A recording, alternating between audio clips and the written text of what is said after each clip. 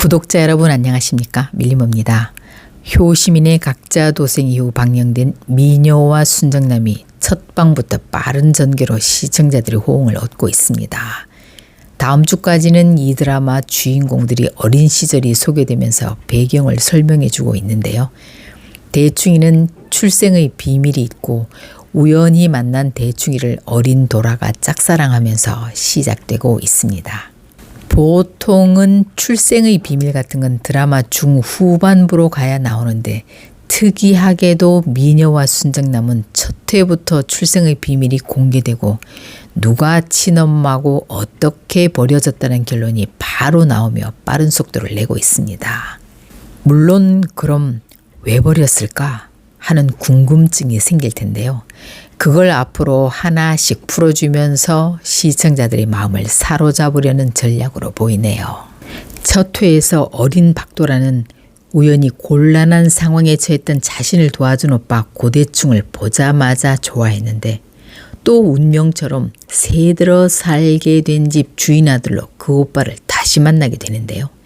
그런데 오빠는 자신을 그저 우리 집에 새들어 사는 꼬맹이 정도로 생각하고 다른 나이 많은 언니랑 사귀고 있는 상황이었습니다. 어린 도라는 질투심에 이 사실을 고대충 엄마 김선영에게 고자질을 해서 예상외로 집이 발칵 뒤집히게 됩니다.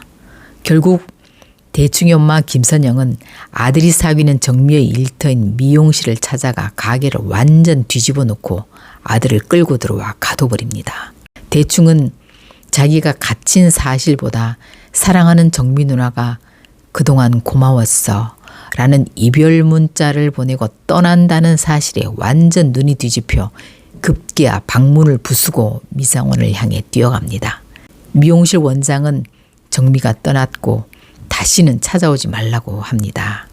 슬픔을 못 이긴 대충은 다시 집으로 들어와 엄마가 미용실 원장님께 가서 난동 부린 거 사과하고 정미 누나를 데려다 놔. 그렇지 않으면 나 막 살고 삐뚤어질 거야.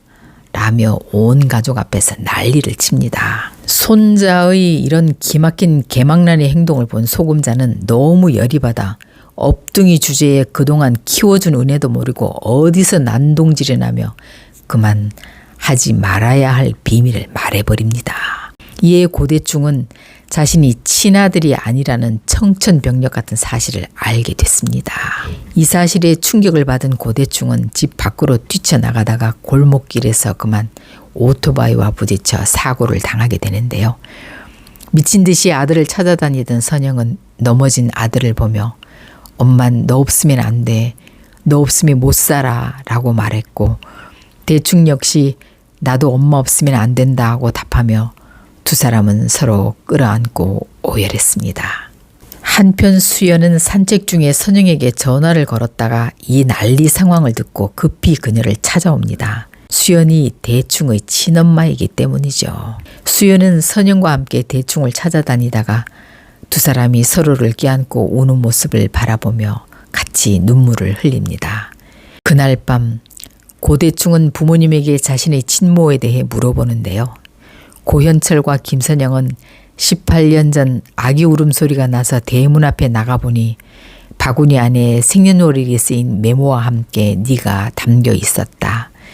그날 이후 우린 네가 업둥이란 생각을 한 번도 한 적이 없고 넌 우리에게 친자식이다 라고 진심을 말했습니다. 다음 날 대충은 엄마의 베프 장수연을 찾아가 역시 자신의 출생에 관해 물어보지만 수연 역시 같은 대답을 합니다.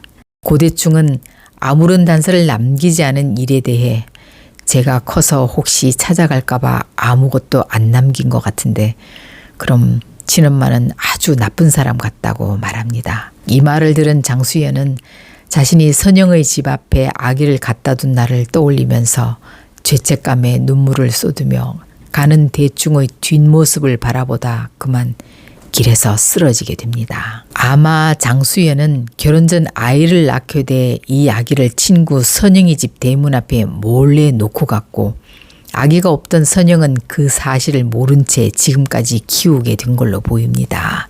그 후 장수연은 현 남편 공진택과 결혼을 하고 친구 아들로 크고 있는 자신의 아들을 옆에서 바라보며 살고 있는 거죠. 한편 도라는 자신의 고자질로 대충 오빠와 집이 쑥대밭이 되자 미안한 마음에 오빠를 슬슬 피해 다니는데요. 그 사실을 눈치챈 대충은 도라에게 네 덕분에 내가 정신 차리게 됐다고 떡볶이까지 사주며 오히려 고맙다고 말하며 둘은 친한 사이가 됩니다. 한편 백미자는 점점 생얼고에 시달리다 어느 날 쌀이 떨어져 안집에 쌀을 빌리러 갔는데 공교롭게도 그 시각 아무도 없자 그만 냉장고 문을 열어 과일과 고기를 훔치게 되고 이 장면을 소금자와 김선영에게 들켜 완전 도둑년으로 몰리게 됩니다. 그때 흑기사 교장 선생님 김준법이 들어와 내가 가져가라고 했다며 위기에서 구해줍니다. 다음 날 백미자는 마트에서 교장 선생님이 부자란 걸 듣고 이 교장 선생님을 꼬셔서 어떻게 돈을 좀 빼내봐야겠다는 못된 생각을 하게 됩니다. 그래서 목도리도 떠주고 영화관도 같이 다니고 술 취한 척 슬슬 스킨십도 시도하면서 끼를 부리는데요.